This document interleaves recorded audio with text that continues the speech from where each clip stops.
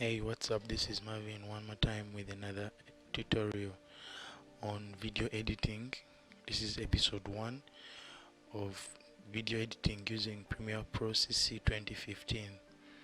I actually have two versions of Premiere Pro on my computer. I have 2019 and 2015, but I'm going to be using 2015. But then even all the other versions, they work better. They work in the same way and nothing has changed, only that the arrangement and the accessibility of the features, it changed. Yeah, so let's dive in and open Premiere Pro CC 2015. This is how it looks like as it's loading. It is still loading. So basically this is how it looks like. I still have a few projects that I'm having, and then at the same time this is how it looks like for you who has installed it for the first time. And oh, by the way, I'll leave a link in the description to download a standalone package for Premiere Pro CC 2015, which we are using right now. By default, if it is new, you have no recent projects that you've worked on. For the past one day, I have 3 projects which I have worked on, and in the corner here we have project, new, then project, then convert Premiere clip project. I'll give a tutorial about it with a few times from now. So let us dive in and create a project. I'm going to call it prototype. The reason that's why I used prototype is just that prototype, it is more of a trial thing. So this is a trial project that we are going to be working on to learn how you can use any other project of your own. Then we have location.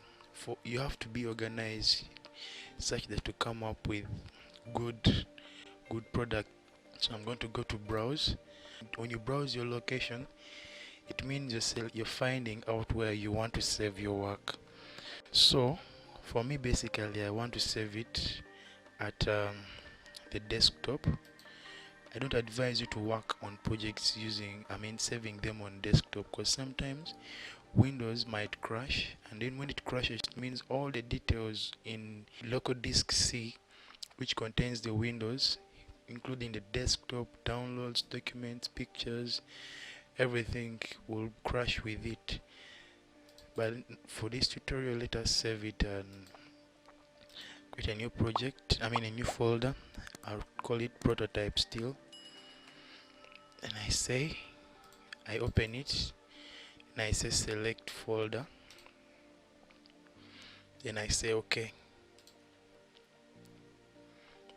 Then it is loading our work preview.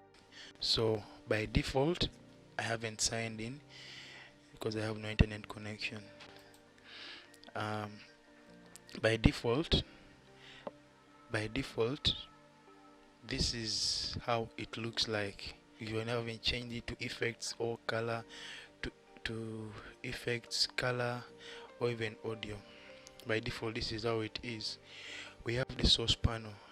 The source panel is like a preview panel whereby where you preview a video and get out that specific portion or that specific part of the scene in that video, and then you transfer to the timeline. Then we have the project panel. It's where you import all the media and the footage that you're having and you want to work on. Then we have timeline. It is where you arrange all your footage and all your video and audio, and you come up with one project. A timeline, it is a mix. It is where your sequence that you have opened, where it appears from. Then we have the project panel. Project panel, it is where we preview our videos that we are working on our timeline. We have another panels. We have the effects control panel, where you can control the effects you've added on your footage in the timeline. You have the audio clip mixer. The audio clip mixer, it is where you control the levels of the audio that your project is having. I'll not sign in right now. We have metadata. Metadata is a set of description information about your footage or even your video file. Yeah, we shall see how to use metadata in our videos. I'll go back to source. When you come down here, we are having our project. We have the different panels. We have the media browser where you can search your footage. We have the library. This is an internet-based panel where you can search your online library. We have effects. This is where you get all the different previews and transitions that you would want to use in your video. So I'll get back to project. Between our timeline and the project panel, we have the different tools that we use in Premiere Pro during our editing. We shall see the use, but then let us dive in to see how we can create a sequence. A sequence is the project within your Adobe Premiere Pro that will appear in the timeline with the media composed and edited together.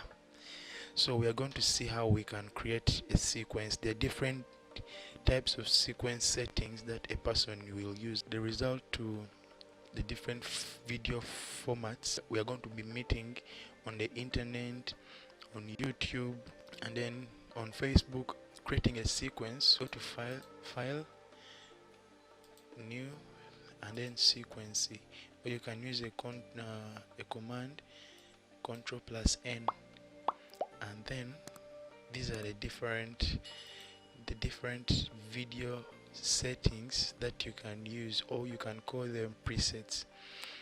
Different people will use different video settings or presets for editing their videos based on the type of camera and the recording format they have used.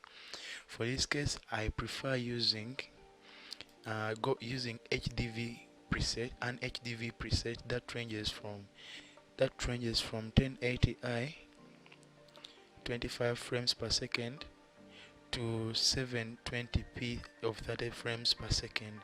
You can choose any depending on which video format you have recorded from. I'm going to use 720p of 24 frames per second. And then we have sequencing name. Sequencing name, you give your sequencing name for easy identification during editing. You can be having different sequences containing different assets and footage that you're working on, and renaming it enables you to identify the sequence easily. So I'll name it prototype. Then when you're done with all the settings, you say OK. So this is how our sequence is going to be looking like. So our sequence here, it is where we are going to put all our footage that we are going to be cutting, compiling, editing, and then adding sound effects, video effects and transitions, and many more. So we have here what we are seeing here: V1, V2, V3, and so on, and there will be more V's up to V infinity that will be here. Then we have also here A1, A2, A3. We can also be having up to A infinity. What do they stand for? V, it means for video layer. Then the digit here, it will mean it is video layer. For example, video layer 1, video layer 2, video layer 3. Then down here, A stands for audio. A stands for audio layer 1, basing on the numerical figure that we are having here. Then we have A2, audio layer 2, audio layer 3. Then we also have the master. The master here, it is the main controller. It is the mixing bus for all the audio that you're having on your time. In the next video, we shall see how we can import footage into our Adobe Premiere Pro project and putting it onto our timeline. Don't forget to subscribe and hit the bell button for updates from my YouTube channel.